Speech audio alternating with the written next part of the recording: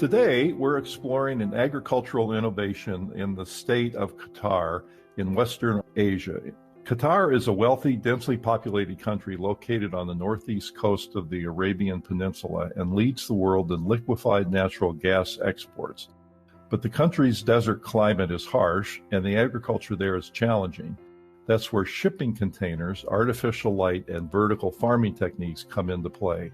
Our guest today is horticulturalist Mohamed Hassouna from the Qur-anic Botanic Garden in Qatar. He and his partners at the University of Arizona are developing a shipping container vertical farming model as a way to expand local food production.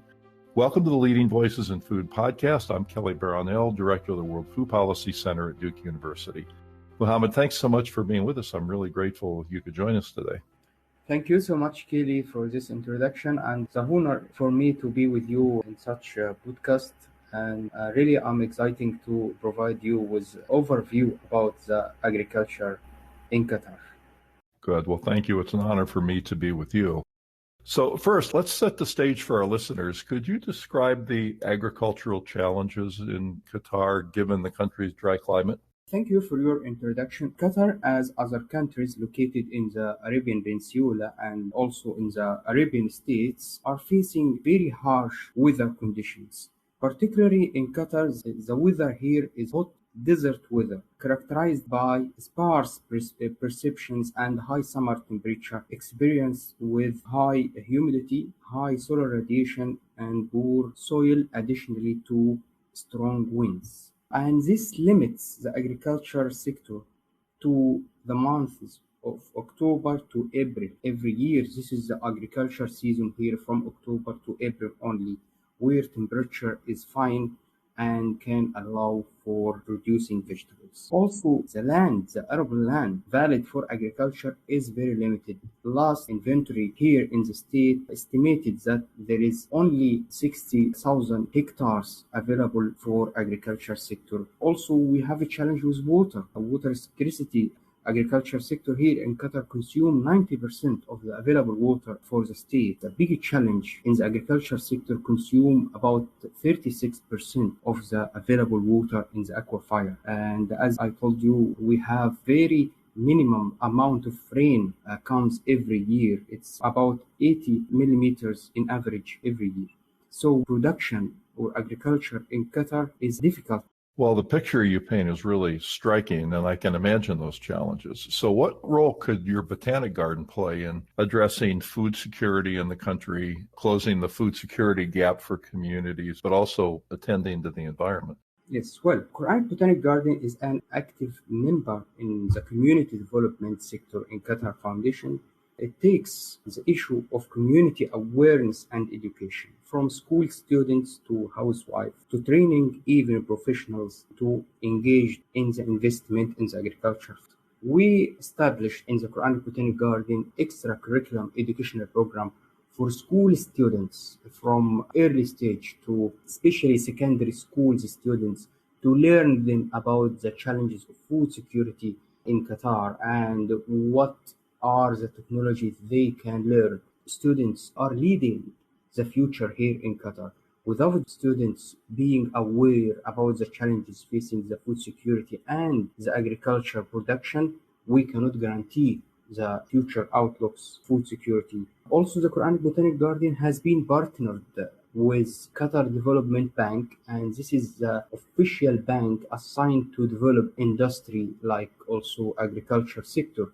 So anyone from Qatar would like to take a loan to invest in the agriculture sector, we have the mission to train them on the latest technology of horticulture practices they can use, or they can establish greenhouses, or they can establish modern system for a production of vegetables either in their homes or in farms outside. Also, Qur-anic Botanic Garden established a hotline for household people. You know, there is now community farming in Qatar. The people would like to plant their own vegetables in their home. The hotline answering all their inquiries about seed selections, seedlings, how to prepare soil, how to make pesticides. So let's talk a little more deeply now about vertical farming. Can you describe what that is? Vertical farming involves growing crops in controlled indoor environments with precise light, nutrients, and temperatures. The vertical farming plants are stacked in layers that may reach several stories tall, from personal, community scale vegetables or herbal growing to vast building for commercial production of a wide range of crops. Due to the pressure on the agricultural land, this makes us look for maximization of food production. Modern technology like vertical farming has been increasingly turning to find a greater crop yield. I'm envisioning in my mind what the vertical farming could look like. And I'm thinking that in order to produce enough food, say to feed a population, you need an awful lot of containers and an awful lot of technology to accompany those containers. Can that be done on a large enough scale? Before we answer this, we need to go through the pro and cons for vertical farming.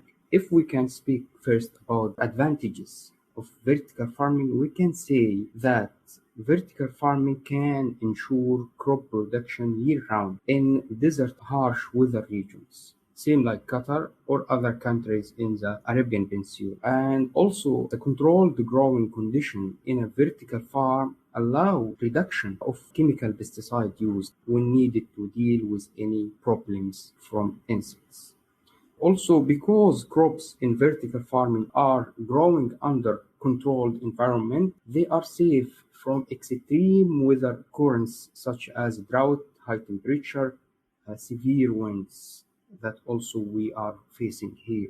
Hydroponic growing techniques used in vertical farming use about 70% less of water than normal agriculture. So growing crops indoor reduce the use of tractors and other machinery that also produce a lot of CO2. And could be like a climate friendly industry. So this is some advantages behind vertical farming that can give us strong signal to say yes, vertical farming can feed a lot of people around the world, especially in the areas that have these two main challenges: availability of fertile soil and a scarcity of water.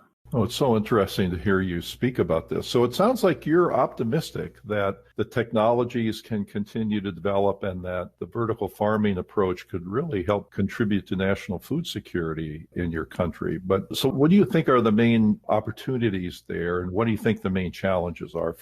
Thank you for this question, Kelly. Indeed, I'm optimistic about this industry. Cost of land and building for vertical farming is not easy, and it's not also available for all countries and for all people. It needs super isolation, it needs air conditions, it needs precise lighting, it needs operation computers, so it needs also specific types of nutrients that need to be in the cycle of production for fertilization. Here you bring all the inputs of production cycle in a way you add to the water or to directly to the plants. So the cost is high as the energy also. You use high amount of energy.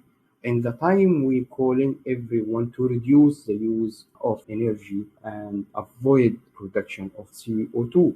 Also, you are aware of expansion of organic agriculture everywhere in the world. So there is now a doubt in vertical farming certification, how we can certify or how we can consider or merge between organic agriculture and vertical farming.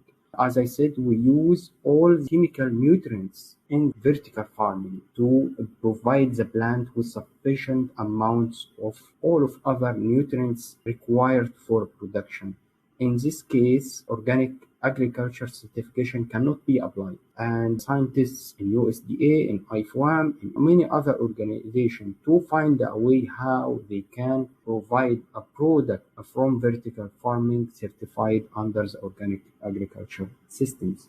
2 points: the limited number of crop species in vertical farming. Also, you cannot produce these tall plants that grow everywhere, or creepy plants grow everywhere in the field, in the natural field. So you are limited with these layers of a production. So mainly you produce leaves and produce herbal plants. So we have limited numbers still. Also pollinations. In natural, we have bees that make pollinations for the production of vegetables, even for fruits, everything. But here we doesn't have a pollination, so we need to go with artificial pollination, and this also extra cost to have a special type of bees that you need to put inside the glass houses or inside the building you produce in to secure pollination to complete the cycle of production. Well, Mohamed, thank you so much for being with us. This work is very exciting and offers so much opportunity. It'll be fascinating to watch the technology develop and see how your work goes. And I'm delighted that you and your colleagues at the University of Arizona are doing this kind of groundbreaking work. So thank you again for being with us. Thank you so much, Keely. Pleasure and honor really to be with you today.